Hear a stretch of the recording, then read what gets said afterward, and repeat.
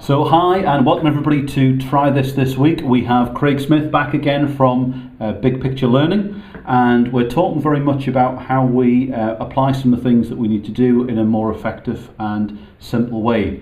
Now Craig, we often talk about coaching and how coaching can be non-directive, where you help people explore their own ideas and approaches, but you have something very similar in terms of helping people come to their own conclusions. Yeah, so one of the key principles we use in any of the materials that we create for clients is very much around helping people come to their own conclusions.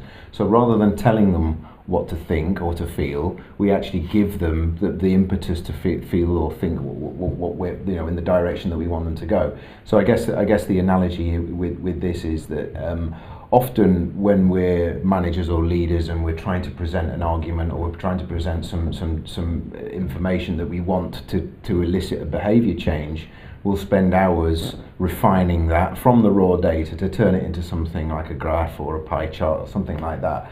Now that's great, but what that does is that kind of takes away the emotional connection that people need in order to have the behaviour change. So one of the things that we try to do with our approach is sometimes it's not always possible to expose your employees or whoever it is you're trying to change or whoever's attitudes you're trying to change to that raw data. So part of our big picture approach is to try and illustrate some of those challenges so that conversations can be had around them.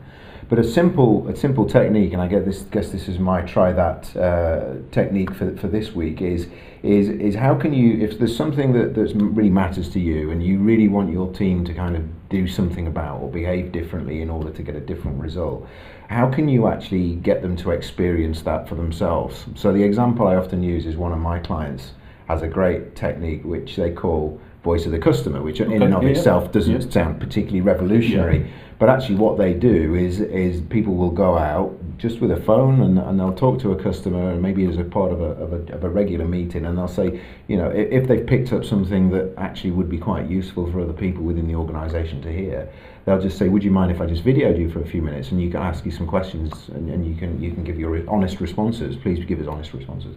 So they'll ask them, how do we rate in terms of your suppliers? How would you rate our customer service, and why do you say that? And they'll video that, but they'll actually then use that information in team briefs to show to the frontline people who would not normally meet the customer. And what that allows them to do is very cost effectively, very efficiently get that emotional connection with the customer. So I guess my tip for this week is how can you expose people who you are trying to influence to some of that raw data, that raw emotion that will allow them to come to the conclusion that you've already come to, but in a very natural way, because when that happens, people are much more likely to act on that. I really like that. So in effect, what we're saying for you, try this week, is see how close you can get anybody in a business who isn't normally customer facing to that real customer opinion, or to the raw data, connect them up with that so they can understand how they can do their jobs more effectively and come up with their own kind of solutions and ideas. Absolutely. Brilliant. Love that. Thanks. Thank you.